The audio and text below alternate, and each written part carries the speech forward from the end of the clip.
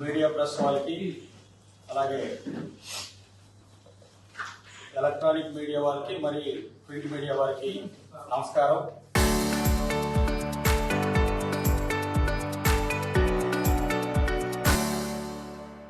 ఈ మధ్యకాలంలో ఆమదాల వలస నియోజకవర్గంలో జరుగుతున్నటువంటి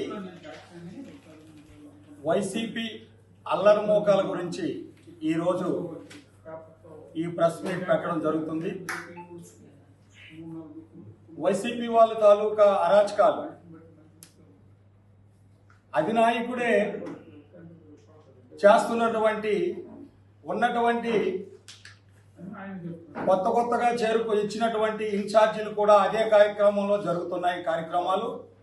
మరి మొన్నను ఒక నిరుపేద కుటుంబానికి అన్యాయం జరిగితే ఈ జిల్లాలో ఉన్నటువంటి మాజీ మంత్రివర్యుల వారి కుమారుడు ఒక యాదవ్ కుర్రవాడిని, ఒక నిరుపేద కుటుంబంలో ఉన్నటువంటి ఆ తల్లికి అతనే కుర్రవాడు, తన భార్య బిడ్డలకి అన్ని రకాలైనటువంటి అభివృద్ధి కార్యక్రమాన్ని ఆయన ఇల్లు గడిపే యజమానినే హత్య చేసి, బండితో హత్య చేసి పేరు మార్చి కుమారుడు పేరు మార్చాలనే ఒక హత్య రాజకీయాల చేస్తున్నటువంటి అధినాయకుడు పలకరింపుకు వచ్చినటువంటి సందర్భంలో మరి ఈ ఆమదాల వలస నియోజకవర్గంలో ఒక మహిళని, ఒక సాధారణమైనటువంటి సామాజిక వర్గంలో ఉన్నటువంటి మహిళని ఒక సబ్ ఇన్స్పెక్టర్గా ఆవిడ చదువుకొని ఆ ఉద్యోగ రీతిలో ఆ అధికారులు వేసిన డ్యూటీలో ఉన్నటువంటి వ్యక్తిని మనందరం చూసాం. మేమేదో ఇప్పుడు ఆవిడికి బాగులేదు, ఆవిడికి జ్వరం వచ్చింది, ఆవిడికి స్టంట్లు పడ్డాయి, ఈ ఉపన్యాసాలు ఇస్తున్నటువంటి ఈ నియోజకవర్గ వైఎస్ఆర్ సమన్వయకర్త చింతాల రవికుమార్ గారికి మా మీడియా ద్వారాగా మేము ఇప్పుడు చెప్తున్నాము. ప్రజలందరూ గమనిస్తున్నారు. రవికుమార్ గారు అక్కడ జరిగిన సమావేశం ఏంటి, అక్కడ జరిగిన సందర్భం ఏంటి, మీరు ఆవిడని తీసుకొని పక్కకి వెళ్తున్నానని మీరు ఇప్పుడు వాట్సాప్లో ఈరోజు మీరు పెట్టారు. కానీ జరిగిందంతా కూడా ప్రజలు నిర్భయంగా చూస్తున్నారు. ఎట్టి పరిస్థితుల్లో కూడా మిమ్మల్ని ఎవరూ కూడా మీ పార్టీని కానీ మిమ్మల్ని కానీ 2029లో మేమేదో కేసులకు జడిసిపోము, మేము ధైర్యంగా నిల్చుంటాం, మీరు నిల్చోయండి. కానీ ప్రజలు మీకు అవకాశం ఎట్టి పరిస్థితుల్లో మీకు ఎవరని ఈ ప్రింట్ మీడియా ఈ ఎలక్ట్రానిక్ మీడియా ద్వారాగా మీకు తెలియపరుస్తున్నాం. అలాగే మీరు చెప్తున్నారు ఆవిడ్ని మేము సేవ్ చేయాలనుకున్నాం, ఆవిడ నేను పక్కకి వెళ్ళిపోవాలమ్మా అని నేను చెప్పబోతున్నానని.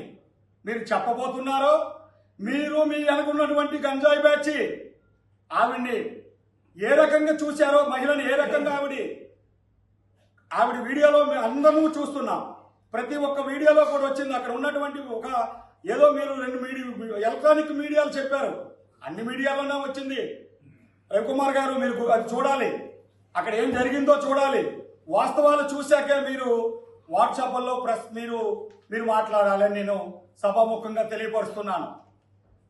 ఒక కష్టం వచ్చినటువంటి వ్యక్తి యాదవ కుర్రోడు చనిపోతే వాళ్ళ ఇంటికి మీ మంత్రి కానీ మీ మాజీ మంత్రులు కానీ మీరు కానీ అక్కడ ఉన్నటువంటి జిల్లాలో ఉన్నటువంటి ఏ మాజీ నాయకులు కూడా మీరు వాళ్ళ ఇంటికి పరామర్శకి వెళ్ళలేదే.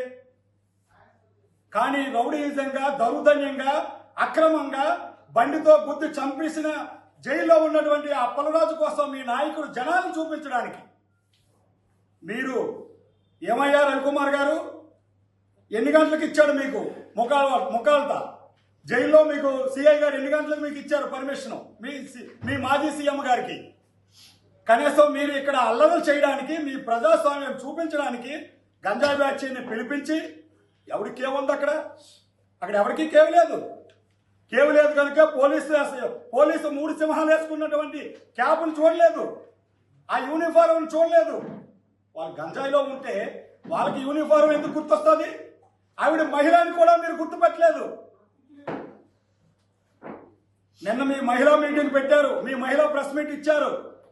మీ పార్టీ నాయకుడే సాక్షాత్తు ఈ దేశానికి, ఈ రాష్ట్రానికి 40 సంవత్సరాలు ఈ రాష్ట్రంలో స్వపక్ష ప్రతిపక్షంగా నాయకుడిగా నిలబడినటువంటి భువనేశ్వరమ్మనే పరజాలతో మాట్లాడారే మీరు. మీరు చేసినవే మీ సైకో బ్యాచ్ చేస్తుంది, మీరు చేసినవే మీ కింద క్యాడర్ చేస్తుంది. కానీ మీరేదో ఈరోజు వాస్తవాలు మీడియాలో పెడుతున్నామని మీరు అనుకుంటున్నారు. ప్రజలు ప్రతి ఒక్కరు కూడా మీ మీడియాను చూసి అసహించుకుంటున్నారు. నేను శ్రీకాకుళం జిల్లాలోనే ఉన్నాను. నా 20 మందిని విడిచిపెట్టేయండి, నేను వచ్చి నేను సడన్ అవుతానని మీరు మీడియా పెట్టారే అంటే మీరు తప్పు కప్పుకున్నట్టే, మీరు తప్పు చేసినట్టే కదా. రవికుమార్ గారు చదువుకున్నానని చెప్తున్నారు, మేధావునని చెప్తున్నారు. మా నాయకులను విమర్శించడానికే మీ చదువా? మా పార్టీని విమర్శించడానికే మీ సంస్కారమా? ఈ రాష్ట్రంలో ఎన్ని ఒడిదొడుగులు వచ్చినా తెలుగుదేశం పార్టీ అనేది కార్యకర్తలో ఉంది కనుక మీరు ఎట్టి పరిస్థితుల్లో కూడా మీరు ఎన్ని మీడియా మీరు వాట్సాప్ మీడియాలో పెట్టినా ప్రజలు వినే పరిస్థితి లేదు. చట్టం దాని పని చాప కింద నీరులా చేసుకొని పోతుంది. తప్పనిసరిగా మీరు తప్పు చేసిన వారిని అరెస్టు చేయక ప్రభుత్వం మీరు అన్నారే కోన రవికుమార్ గారికి చంద్రబాబు నాయుడు దగ్గర కానీ లోకేష్ బాబు దగ్గర కానీ మార్కులు లేవా? ఈ ఆంధ్రప్రదేశ్లో 175 శాసనసభ్యులు ఆమదాలవలస నియోజకవర్గం శాసనసభ్యులు తెచ్చినంత నిధులు ఈ రాష్ట్రంలో అభివృద్ధి కానీ ఈ మున్సిపాలిటీ కానీ 4 మండలాలు కానీ ఈ రాష్ట్రంలో ఎక్కడైనా నువ్వు చూపించుకోగలవా? చంద్రబాబు నాయుడు దగ్గర ముద్దు బిడ్డ, చంద్రబాబు నాయుడు దగ్గర జ్ఞానాన్ని ఈ రాష్ట్రానికి ఉత్తరాంధ్రప్రదేశ్కి ఈ ఉత్తరాంధ్రకి ఒక తెలివైన వ్యక్తిగా ఒక ఓపిక సహనంతో పార్టీకి కట్టుబడి పార్టీ సిద్ధాంతాలకి కట్టుబడి పనిచేస్తున్నటువంటి వ్యక్తి మా కోన రవికుమార్ గారు. మీరేదో అవాకులు చవాకులు మాట్లాడితే రవికుమార్ గారు పార్టీలో మీరేదో మార్కులు లేవు, లోకేష్ బాబు దగ్గర మాకు లోకేష్ బాబు దగ్గర మార్కులు లేకపోవడం ఏంటి, మాకు చంద్రబాబు నాయుడు దగ్గర మార్కులు లేకపోవడం ఏంటి? మా పార్టీ కట్టుబడి ఉంటుంది. మీ పార్టీ సిద్ధాంతాల్లాగా సైకోలాగా, మీ పార్టీ సైకో మాటలాగా, మీ పార్టీ అచ్చిల్లాగా, మీ పార్టీ ఒకరిని చంపి యాక్సిడెంట్ చేసిన వ్యక్తులను మార్చిల్లాగా పరజాలు మాట్లాడి పదాలను తప్పులుగా మాట్లాడి మహిళల్ని విమర్శించే పార్టీ మాది కాదు. ఈ రాష్ట్రంలో తెలుగుదేశం పార్టీలోనైనా ఒక మహిళకి ఒక కార్యకర్త ఇబ్బంది పెట్టినా సహించేది లేదని చెప్పింది మా ముఖ్యమంత్రి నారా చంద్రబాబు నాయుడు గారు. ఇది మీరు గుర్తుపెట్టుకోవాలి. మీరు మారాలి. మీరు మారి మీ సంస్కారాన్ని మీ పోటీ చేయండి. మీ పోటీలకి మేము అడ్డురాం. మీరు మా మీద ఎట్టి పరిస్థితుల్లో కూడా ఇంకా ఈ రాష్ట్రంలో జగన్మోహన్ రెడ్డిని ముఖ్యమంత్రి చేయడానికి ప్రజానీకం ఒప్పుకోదని నేను మీడియా మూలంగా మీకు తెలియపరుస్తున్నా. ఆయన క్యాబినెట్ లో మినిస్టర్ గా ఉన్నటువంటి వ్యక్తిని పరామర్శ కోసం అని చెప్పేసి మన శ్రీకాకుళం జిల్లా రావడం జరిగింది.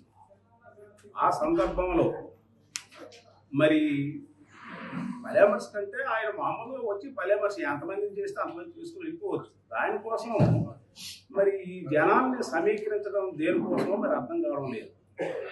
అప్పుడు కూడా మన ఎస్పీ గారు అలాంటి సమావేశాలు పెట్టడానికి మేము అనుమతించబోము అని చెప్పేసి స్ట్రిక్ట్ గా ఇన్స్ట్రక్షన్స్ ఇవ్వడం అన్నటువంటి జరిగింది. కానీ వాళ్ళు ఎప్పుడు కూడా ప్రభుత్వాల తాలూకా ఉత్తర్వులను కానీ దేన్ని గౌరవించడం అన్నటువంటిది వాళ్ళ పార్టీకి కానీ వాళ్ళ నాయకులకి కానీ లేదు. విధి నిర్వహణలో ఉన్నటువంటి ఒక మహిళా ఎస్ఐ పైన మరి ఈ నియోజకవర్గం ఆమదవలస నియోజకవర్గం సంబంధించి ఇన్ఛార్జిగా ఉన్నటువంటి చింతాటి రవికుమార్ తాలూగా ప్రవర్తన ఒక గంజాయి తాగి ఉన్మాదంలో ఉన్నటువంటి వ్యక్తిలాగా అక్కడ ప్రవర్తించింది. అది మేము చెప్పడం కాదు, మీ మీడియా సోదరులందరూ ఆ తీసిన ఫోటోలు బయట పెట్టినందువల్లే ఆ విషయం అన్నటువంటిది మనకు అర్థమైంది. అతను ఎలా ప్రవర్తించాడు అన్నటువంటి విషయం. తరువాత ఇంకో విషయం ఏంటంటే చింతాటి రవి గారు ఆవిడ మా చెల్లెలండి, అలా ఎలా మేము ప్రవర్తిస్తాము అని అన్నారు. కరెక్టే. తోబుట్టుతో కూడా చింతాటి రవి అలాగే ప్రవర్తిస్తాడా? వాళ్ళ ఇంటి దగ్గర ఉన్నటువంటి వాళ్ళ తోబుట్టులతో కూడా చింతాటి రవికుమార్ ఆ రకంగా ప్రవర్తిస్తారా? ఈ విషయం ఒకసారి గమనించాలి. తర్వాతను ఆయన చెప్పాడు మన కోన రవికుమార్ గారికి ఎంత విషయం ఎంత తప్పుడుగా ప్రవర్తించిన తర్వాత కూడా అతను ఎదుటోళ్ళ మీద బురద చల్లడానికి మన కోన రవికుమార్ మీద తర్వాతను చంద్రబాబు నాయుడు మీద ఏవో లేనిపోయినటువంటి మాటలు అన్నటువంటివి పెట్టడం జరిగింది. అది వాస్తవం కాదు. మీకు ఆ విషయం చెప్తాను చూడండి. ఇప్పుడు మామిడి చెట్టుకి మామిడికాయలు కాస్తాయి. అది బెంగిరిపల్లి అయితే బెంగిరిపల్లి కాయలు, లేకపోతే కలెక్టర్ అయితే కలెక్టర్ కాయలు. అలాగే రాజకీయం అన్నటువంటి ఈ వృక్షంలో తెలుగుదేశం పార్టీ అన్నటువంటిది అది ఒక జాతి అయినటువంటి మొక్క. అలాగే వైఎస్ఆర్ పార్టీ కూడా మొక్కే ఆ రకంగా. అయితే తెలుగుదేశం పార్టీ అన్నటువంటిది చంద్రబాబు నాయుడు దగ్గర నుండి నియోజకవర్గాల వారీగా ఇన్ఛార్జీలు ఎమ్మెల్యేల దగ్గర నుండి లోకల్ గ్రామాల్లో ఉన్నటువంటి లీడర్ల వరకు కూడా ఒక క్రమశిక్షణతో మెరిగినటువంటి పార్టీ. రాజకీయం అంటే ఏంటండి? స్వచ్ఛందంగా ప్రజలకి సేవ చేసినటువంటి వాడే సేవ చేయడమే రాజకీయం. రాజకీయాలు చేసి వాళ్ళ ఆడి మీద లేనిపోయిన బురద జల్లిడాలు, ఏళ్ళ మీద లేనిపోయిన బురద జల్లిడాలు, వాళ్ళని కొట్టిడాలు, ఏళ్ళని చంపిడాలు, మరి స్వయాన చీఫ్ మినిస్టర్ మీద, మాజీ చీఫ్ మినిస్టర్ మీద వాళ్ళ చెన్నైనే నరికేశాడు అన్నటువంటి అభియోగం ఉన్నది. ఆ అభియోగాన్ని అలాగా ఎత్తుకొస్తున్నారు. ఎన్ని నేరాలు ఉన్నావో అనే నేరాలు వాళ్ళ నాయకుడు ఆది నాయకుడి దగ్గర ఉన్నాయి. మరి వాళ్ళకంటే తక్కువ ఎలాగవుతారండి ఈ నాయకులు? విధి నిర్వహణలో ఉన్నటువంటి ఒక ఎస్ఐ గారు, ఒక మహిళా ఎస్ఐ పైన, ఆ మహిళా ఎస్ఐ మన శ్రీకాకుళం, మన ఆంధ్రప్రదేశ్ కాన్స్టిట్యున్సీ కోలాపి గ్రామంలో పొన్నాడు వాళ్ళకి సంబంధించినటువంటి కోడలు ఆవిడ విధి నిర్వహణలో ఉండి, అయ్యా మీరు ఎందుకలాగా జనాలు మోకముడిగా చేరిపోతారు, మీరు కొద్దిగా ఎడంగా జరగండి అని చెప్పడానికి వెళ్ళినంత మాత్రాన ఆవిని చుట్టూ ముట్టేసి అనేక రకాలుగా ఆవిని ఇబ్బంది పెట్టారు. ఆయన అంటున్నాడు, మేము ఆల్రెడీ ప్రవర్తించలేదు, మేము ఆయన సేవ్ చేయడానికి చేశారు. ఆవు సేవ్ చేయాలని అనుకుంటే మీడియాలో వచ్చింది చూడండి, మీరు అబ్జర్వేషన్ చేయండి. ఆవిడ 2 చేతుల్ని గుండికలుగా అడ్డంగా పెట్టుకొని మనిషి పూర్తిగా ఉంగిడిపోయి ఉన్నది. ఎందువల్ల ఉన్నది? ఆవిడ సేవ్ చేయాలంటే జనాలు పక్కన పెట్టేసి ఆవిడ కొత్త వారు ఇవ్వాలి, నువ్వు వెళ్ళండి అమ్మా బయటికి అనేసి. అదేది లేకుండా ఆవిడ ఆదర్శంలో ఉంటే ఆవిడకి ఎలాగంటి ఉపకారం చేసిన వాళ్ళు అవుతారు? వాళ్ళు చెప్పేవన్నీ అబద్ధాలు. వాళ్ళ ఆది నాయకుడి దగ్గర నుండి అబద్ధాలు ఆడటం వాళ్ళకి అలవాటు. దేన్ని కూడా అందిని పందిని అంది చేసినటువంటి స్వభావాలు ఉన్నాయి. ఆయన ఎలాగైతే రాష్ట్రంలో అల్లకల్లోలు సృష్టిస్తున్నాడో అదే రకంగా వాళ్ళ తాలూకు ఇన్ఛార్జీలు కూడా ఇక్కడ ఉన్నటువంటి ఈ నియోజకవర్గాల్లో సేమ్ అలా సృష్టించడానికే ప్రయత్నం చేస్తున్నారు. అదే రకంగా వాళ్ళ తాలూగా గ్రామ స్థాయిలో ఉన్నటువంటి ఇన్ఛార్జీలు కూడా గ్రామంలో ఏదో ఒక విధంగా అల్లర్లు లేపాలనే ఉద్దేశంతోనే వాళ్ళ తాలూగా వ్యవహార శైలి అయినటువంటి మనకు కనిపిస్తుంది. ఏ గ్రామంలో చూడండి, ఎక్కడ చూడండి, వాళ్ళ ప్రవర్తన వేరు. ఎంతమంది రాజకీయ నాయకులు లేరండి? ఏనాడు ఈ రకమైన దుస్థితి మన ఆంధ్ర రాష్ట్రంలో ఎప్పుడు నెలకొల్లేదు. వైఎస్ఆర్ పార్టీ అన్నటువంటి పార్టీ వచ్చిన తర్వాతనే ఈ జగన్మోహన్ రెడ్డి పార్టీ నాయకత్వం వహించిన నుండే ఈ పరిస్థితి ఈ రాష్ట్రానికి నెలకొన్నది. మరి అదే రకంగా మరి ఒక విషయం ఇక్కడ వైఎస్ఆర్ పార్టీ వాళ్ళే గ్రహించాలి. ఇప్పుడు ఇక్కడికి జగన్మోహన్ రెడ్డి వస్తున్నారు. జగన్మోహన్ రెడ్డి దగ్గర అధిక పర్సంటేజ్లో మార్కులు సంపాదించడానికి అని ఉద్దేశంతో ఈయన మీడియా దగ్గర జగన్మోహన్ రెడ్డిని హైలైట్ కాకుండా ఇతను హైలైట్ అవడానికి ఇక్కడ ఈ గందరగోళం సృష్టించాడు. అది వైఎస్ఆర్ పార్టీ తాలూగా ముఖ్య నాయకులందరూ గమనించాలనేసి నేను కోరుకుంటున్నాను. అదే రకంగా వాళ్ళు చేస్తున్నటువంటి పనులు ఎక్కడ కూడాను లేవు. ఇప్పుడు మరి చింతటి రవి గారు గడిచిన 5 సంవత్సరాలు 2019-24 రూలింగ్ పార్టీలో కదా ఉన్నాడు. మరి ఏమండి, ఆయన ఉన్నటువంటి ఆంధ్రప్రదేశ్ మున్సిపాలిటీలో ఎన్ని కోట్ల నిధులు తెచ్చి ఆంధ్రప్రదేశ్ మున్సిపాలిటీని అభివృద్ధి చేశారు చెప్పమనండి. ఎక్కడైనా ఒక 30 మన్ను ఒక గ్రామంలో, ఒక వార్డులో ఒక 10 లక్షల వరకు ఎక్కడైనా చేసిన పాపానికి ఉన్నదా? ఎక్కడైతే లేదు. అప్పుడు ఎవరికి నోరు రాలేదు. ఆ ఉన్నటువంటి నాయకుడి మీద వ్యతిరేకంగా వీళ్ళు ఇచ్చేసుకోవడం తప్పించి ఈ మున్సిపాలిటీని అభివృద్ధి చేయాలి, నేను ఈ మున్సిపాలిటీకి సంబంధించిన వ్యక్తిని, రేపొద్దున్న నేను ఏదో ఒక ఫ్యూచర్ ప్లాన్ ఉండేటప్పుడు ఆ రకంగా వెళ్తాను కాబట్టి ప్రజల్లో నేను వెళ్ళాలి అన్నటువంటి ఆలోచన వాళ్ళకి ఎక్కడైనా ఉన్నదా? ఇప్పుడు ఎవరతను ఇంకో నాయకుడు అంటాడు, కోన రవి రానున్నటువంటి ఎలక్షన్లో చింతాడు రవి ఎమ్మెల్యే అవుతాడు. ఎవడు కాదన్నాడు? చేసుకొని ఇవయ్యా. ఈనాటి ఆంధ్రప్రదేశ్ ప్రజానీకం మరి అభివృద్ధికి సంక్షేమానికి వ్యతిరేకంగా ఓట్లేసి ఆయన గెలిపిస్తే ఎవరు కాదనడం లేదే. గెలిపించుకొని ఎమ్మెల్యే చేసుకునేవాడిని మేమెవరు అడ్డుపడతానా? ఏంటి చేస్తాను? రాజకీయ నాయకుడికి ఒక ఎమ్మెల్యేగా ఉన్నటువంటి విధులేంటి? ఆయన ఎలా ఆచరిస్తున్నాడు? ఈ నియోజకవర్గానికి ఈ వచ్చిన 2 సంవత్సరాల్లో వేల కోట్లలో నిధులు తెచ్చిపెట్టాడు. స్వాతంత్రం వచ్చిన నాటి నుండి నేటి వరకు ఏ ఎమ్మెల్యే అయినా, ఇంతమంది ఎమ్మెల్యేలు ఉన్నారు, ఏ ఒక్కరైనా ఇన్ని నిధులు తెచ్చి డెవలప్మెంట్ చేశారా? ఒక వార్డుకి 40 లక్షలు 30 సంవత్సరాలు 5 సంవత్సరాలు ఖర్చు పెడితే పెద్ద ఖర్చు పెట్టినట్టు లెక్క. ఏ వార్డుకి 2 కోట్లు 3 కోట్లు ఈ వచ్చిన 2 సంవత్సరాల కాలంలో ఖర్చు పెట్టడం జరిగింది. ఒక గ్రామానికి 3 కోట్ల రూపాయలు ఇచ్చి ఆ గ్రామంలో ఉన్నటువంటి ఇన్ఫ్రాస్ట్రక్చర్ ఆ దీంట్ని బాగు చేయడం జరిగింది. ఒక గ్రామానికి స్వాతంత్రం వచ్చి ఎన్నాళ్ళు అయిపోయినా ఒక సరైన డ్రైనేజీ లేదు, ఒక సరైన రోడ్ లేదు, ఏమీ లేవు. ఇన్ఫ్రాస్ట్రక్చర్ ఆ దీంట్ని బాగు చేయడం జరిగింది. ఒక గ్రామానికి స్వాతంత్రం వచ్చి ఎన్నాళ్ళు అయిపోయినా ఒక సరైన డ్రైనేజీ లేదు, ఒక సరైన రోడ్ లేదు, ఏమీ లేవు. మరి ఇప్పుడు ఈనాడు తెచ్చి చాలా చక్కగా మరి నిధులు తెచ్చి చాలా రకంగా అభివృద్ధి చేస్తున్నారు. ఆయన ఉద్దేశం అంతా కోన రవికుమార్ గారు ఎమ్మెల్యేగాను, అతను చీఫ్ మినిస్టర్ చంద్రబాబు నాయుడు గారు కానీ, మళ్ళీ అతను పవన్ కళ్యాణ్ జనసేన పార్టీ నాయకులు అయితేనేమి, ఉప ముఖ్యమంత్రి అయితేనేమి, మోడీ గారి ఉద్దేశం అయితేనేమి, వీళ్ళందరిది ఉద్దేశం ఒకటే. దేశాన్ని బాగు చేయాలి, రాష్ట్రాన్ని బాగు చేయాలి, రాష్ట్రంలో ఉన్నటువంటి నిరుద్యోగ సమస్యని పరిష్కరించాలి. అనేక రకాల కంపెనీలు తెచ్చి ఇక్కడ ఉన్నటువంటి మన రాష్ట్రం తాలూకా అన్ఎంప్లాయ్మెంట్ అంటే నిరుద్యోగ వ్యవస్థ నిర్మూలించాలి అనేటువంటి తాపత్రంతో వాళ్ళు నానా పంటలు పడుతున్నారు. మరి ఈ పార్టీ ఏది చేస్తుంది? అవునండి, పోనీ ఎంత పోనీ అన్యాయమైనా మనకు కనిపిస్తుంది. దాన్ని అలా ఎంకరేజ్ జనాలు ఎలా చేస్తున్నారో అర్థం కావడం లేదు. ఒక పేదోడు ఆ వెహికల్ కింద పడి చచ్చిపోండి, పోనీ ఆయన దగ్గరికి వెళ్ళి అరే బాగా అయిపోయింది, ఎలా జరిగిపోయింది అంటే వాడు చంపండి అని మేము అన్నం లేదు. యాక్సిడెంట్ జరగడం సహజం, అది తప్పట్లేదు. మనం వెళ్ళిన యాక్సిడెంట్ అవుతుంది, ఎవరు వెళ్ళినా యాక్సిడెంట్ అవుతుంది.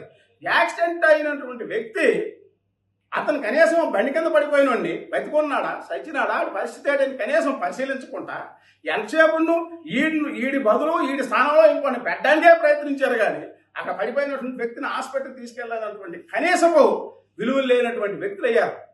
వీళ్ళు దౌర్భాగ్యం మన రాష్ట్రానికి మంత్రులుగా చేశారు, చీఫ్ మినిస్టర్గా చేసి వాళ్ళు ఇప్పుడు పరామర్శలకు వస్తున్నారు.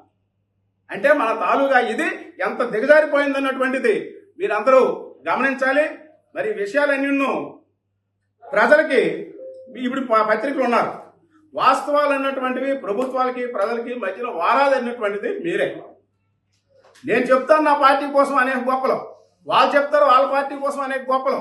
కానీ వాస్తవాలు ఏంటన్నటువంటివి పత్రికాముఖంగా మీరన్నీ ప్రజలకు తెలియజేసే విధంగా మరి మీరు చెప్పినటువంటి ఈ వాస్తవాల్ని ప్రజల ముందు పెట్టాలని చెప్పేసి కోరుకుంటూ నాకు ఈ అవకాశం ఇచ్చినటువంటి సభకు నమస్కారం. గత 4 రోజుల నుంచి జరుగుతున్నటువంటి పరిణామాలు మనందరం చూస్తున్నాం. మరి 30వ తేదీన జగన్మోహన్ రెడ్డి గారు పలకరింపుకి రావడం జరిగింది. మరి అక్కడ ఒక మహిళ ఎస్ఐని వీళ్ళు ఎంత అంటే దుర్మార్గంగా ఇచ్చేసారని మనం అందరం చూసాము. మరి దీనికి మనమే కాదు ప్రజలు అందరూ చూడటం జరిగింది.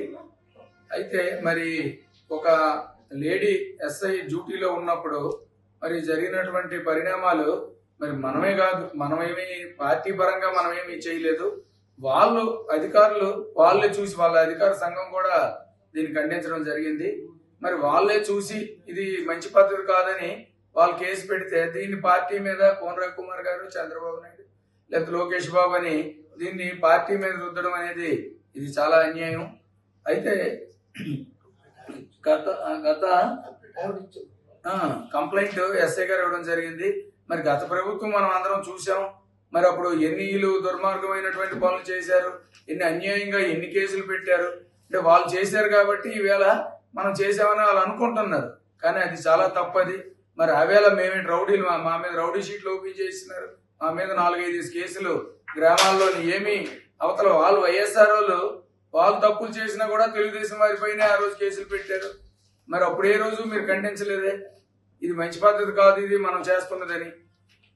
మరి ఆవేళ నా మీద రౌడీ షీట్ ఓపెన్ చేశారు, నేనేంటి రౌడీనా? కాబట్టి మీరు ఇవన్నీ తెలుసుకొని మాట్లాడాలి. రెండవది, ఎవరైనా ఈవేళ ఒక తప్పు చేసామంటే దానికి పనిష్మెంట్ ఉంటుంది, చట్టం తన పని తాను చేస్తుంది. మరి ఇలాంటి దీంట్లో ఏదో రాజకీయ లబ్ధి కోసం మరి తెలుగుదేశం వారి పైన, మా నాయకుల పైన, కోన రవికుమార్ గారి పైన ఇలాంటివన్నీ నెట్టడం అనేది ఇది మంచి పద్ధతి కాదు.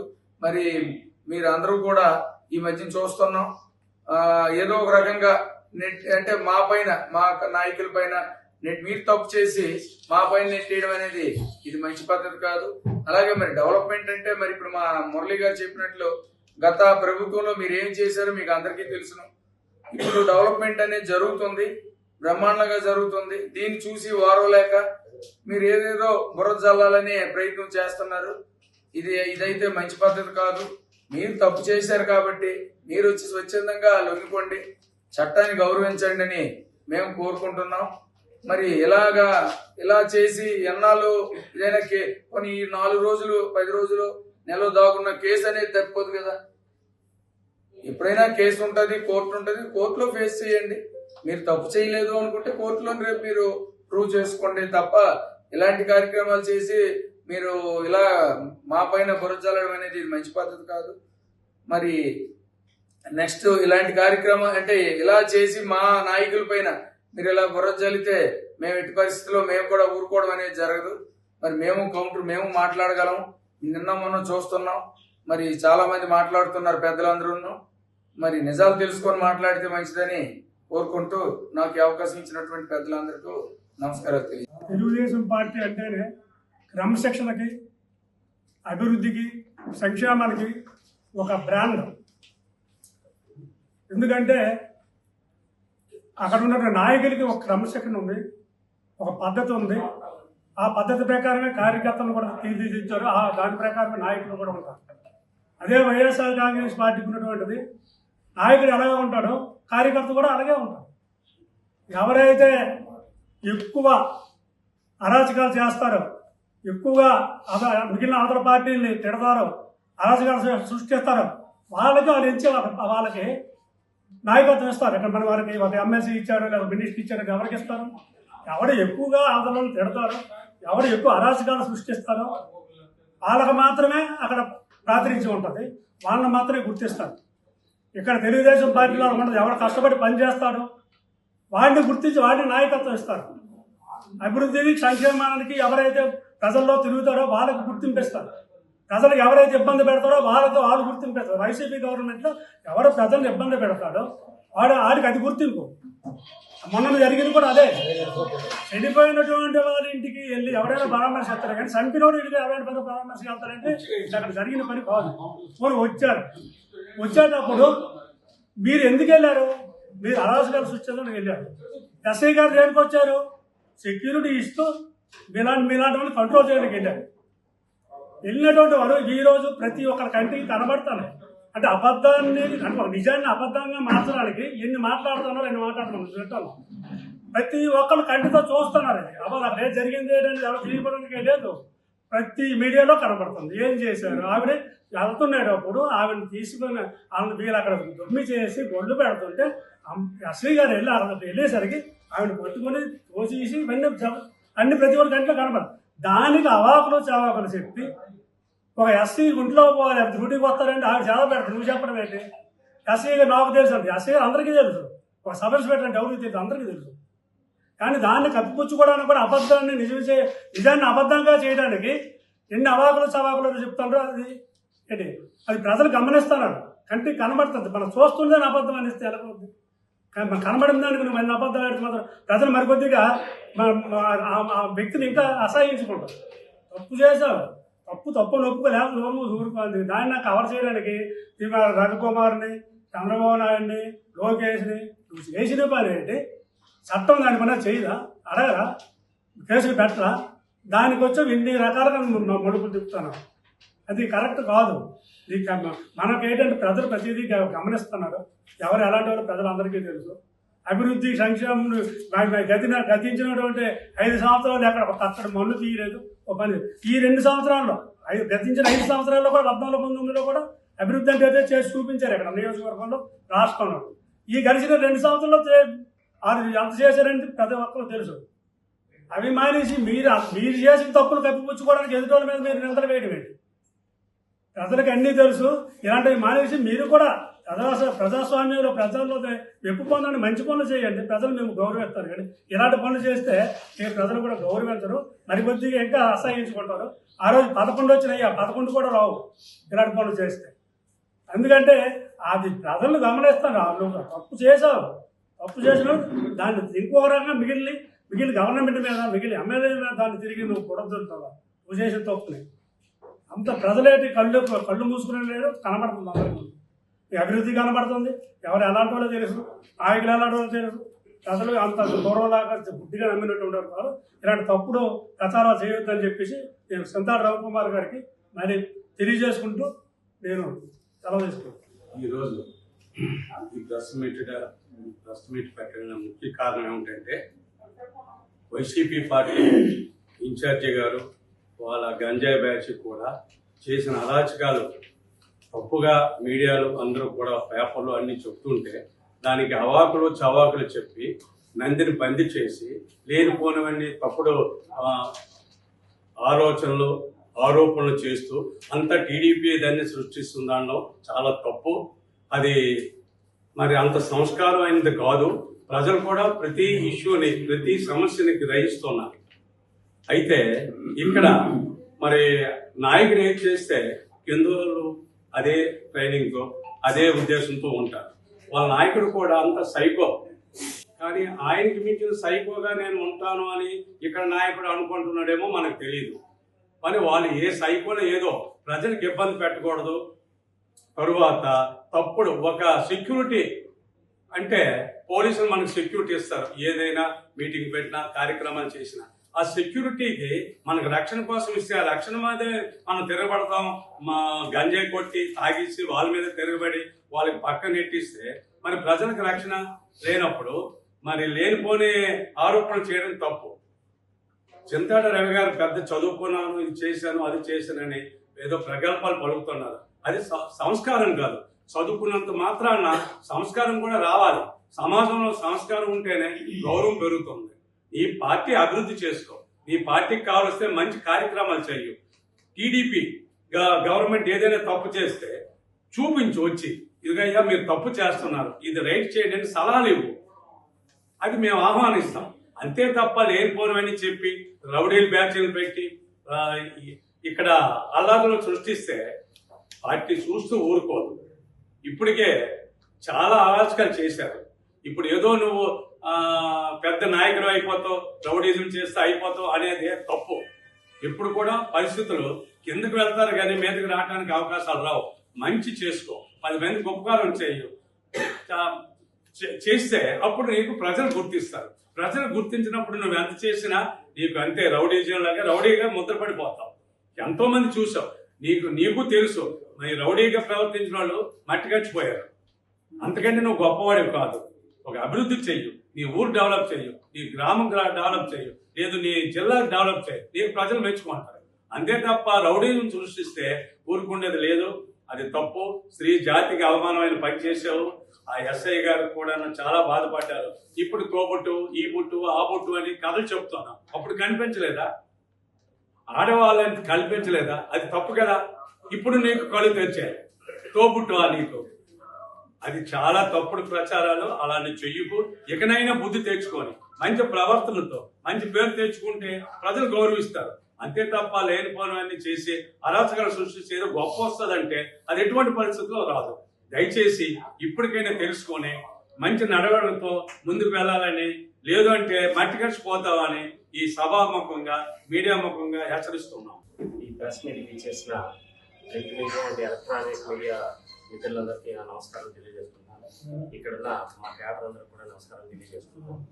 ఈరోజు ముఖ్యంగా మనం తెలియజేసుకోవాల్సింది ఏంటంటే, ఎక్కడైతే డిసిప్లిన్ ఉంటుందో అక్కడ ఆ పార్టీ మనుగడ అనేది ముఖ్యంగా ముందుకెళ్తుందని మనం తెలియజేసుకోవాలి. ప్రత్యేకంగా చెప్పాల్సింది లేదు. చింతాడ రవికుమార్ గారు అక్కడ సిచ్యువేషన్ అనేది మేమేమైనా కళ్ళారా మేము అది చూడలేదు, చేయలేదు.